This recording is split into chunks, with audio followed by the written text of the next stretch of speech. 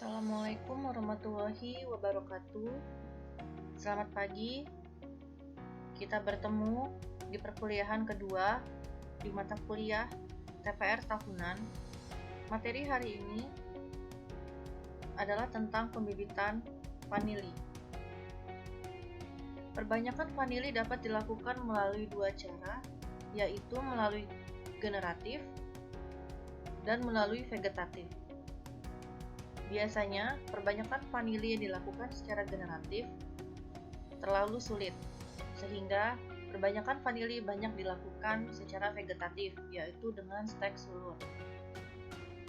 Perbanyakan vanili dengan stek bisa dilakukan melalui tanam langsung maupun melalui pembibitan. Yang pertama, dengan tanam langsung. Untuk stek sulur yang langsung tanam di kebun memiliki paling sedikit 5 buku. Semakin panjang sulur yang ditanam, maka semakin cepat tanaman berbuah. Jika bahan tanaman terbatas, penggunaan stek pendek sepanjang 1-3 buku harus disemaikan dulu sampai 5-7 buku. Pembibitan. Bahan tanaman yang digunakan sebagai bibit diambil dari sulur induk yang mempunyai produksi tinggi dan bebas dari hama penyakit. Jadi nanti akan ada seleksi seperti itu supaya hama penyakit tidak ikut ke dalam pembibitan. Kemudian sulur yang diambil belum pernah berbunga, mempunyai ruas yang pendek dan diambil pada pertengahan musim penghujan pada saat pohon induk dalam keadaan aktif. Kenapa harus dalam keadaan aktif? Sebab kalau dalam keadaan pasif maka sulur tidak akan berbunga. Banyak sulur yang diambil disesuaikan dengan jumlah pohon yang akan ditanam. Namun harus diperhatikan, yang diambil adalah harus sesuai dengan jarak tanamnya. Bibit vanili di Indonesia kebanyakan dalam jenis Vanilla planifolia Andrews. Andrews merupakan penentunya.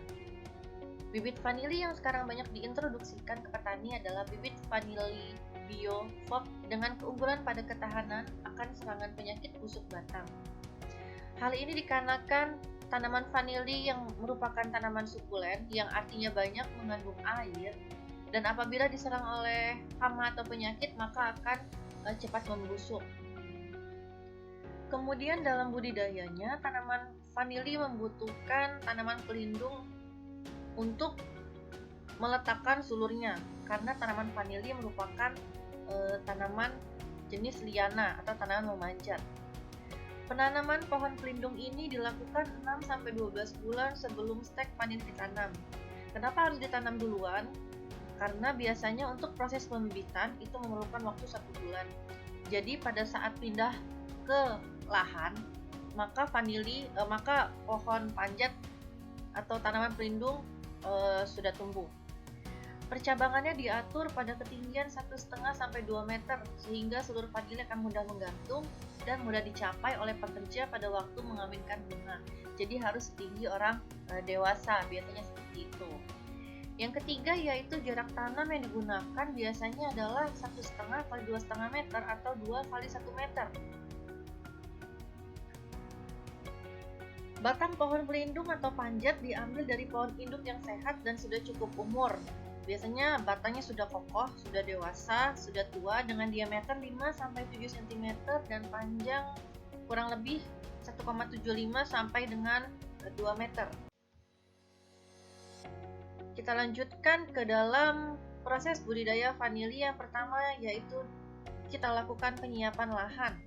Sebelum kita mempersiapkan lahan, maka tanah yang ada kita olah terlebih dahulu, kemudian kita buat buludan-buludan dengan lebar 1,2 meter dan tingginya kurang lebih 30 cm. Biasanya untuk tanah yang datar, maka pinggiran kebun dibuat saluran drainase sekitar 60-40 cm sebagai tempat jalannya air. Untuk penanaman, biasanya stek akan dibiarkan terlebih dahulu 3-4 hari sebelum ditanam. Biasanya ditaruh di tempat teduh supaya luka bekas potongannya kering. Kalau masih basah atau baru diambil dari steknya langsung ditanam, biasanya kan dia masih lembab ujung batangnya itu. Nah, sebab itu harus dibiarkan terlebih dahulu. Stek ditanam setelah tanah sekitar tanaman pelindung dicampur pupuk kandang sapi yang sudah masak. Artinya harus diberi nutrisi dan unsur hara dari luar. Dan juga pupuknya ini harus sudah dengan pH yang stabil dan suhu yang stabil. Kalau belum masak biasanya pupuk kandang sapi itu akan panas dan pH-nya juga akan tinggi yang akan menyebabkan nanti tanaman akan cepat mati. Di dekat pangkal tanaman pelindung jarak ditambah 10 meter, 10 cm dan disiapkan lubang tanam sedalam 10 cm. Nah, ini untuk memasukkan batang steknya. Nah, bisa dilihat seperti ini. 3-4 daun pada bagian pangkal stek dibuang karena bagian ini akan dibenamkan ke dalam tanah. Ya, jadi posisi dan cara penanaman vanili ini umur 2 minggu setelah tanam. Biasanya hanya tersisa 2 daun, kemudian dililitkan di batang pemanjat yang kemudian akarnya ada di dalam tanah. Penanaman stek sebaiknya dilakukan pada awal musim hujan. Kenapa? Karena biasanya stek itu membutuhkan banyak air untuk dia tumbuh. Stek ditanam pada lubang yang telah disiapkan di dekat pangkal tanaman pelindung.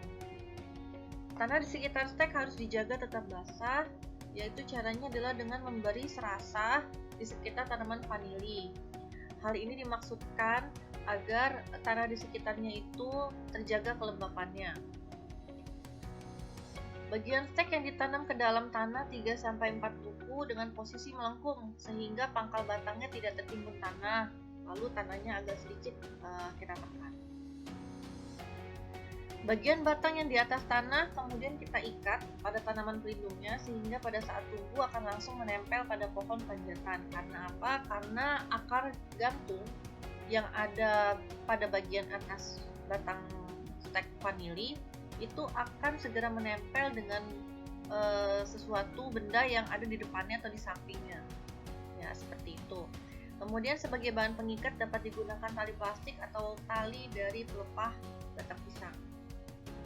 Seperti ini penanaman vanili di sekitar pohon pelindung ya, di bawahnya banyak serasa-serasa untuk menjaga kelembapan tanah. Perlu dilakukan juga pemangkasan pohon pelindung dan sulur. Supaya apa? Supaya tidak terjadi naungan yang terlalu berlebihan.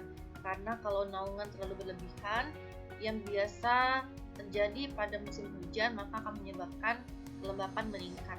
Kelembapan meningkat itu biasanya akan menyebabkan atau memicu tumbuhnya patogen, jamur patogen, seperti itu.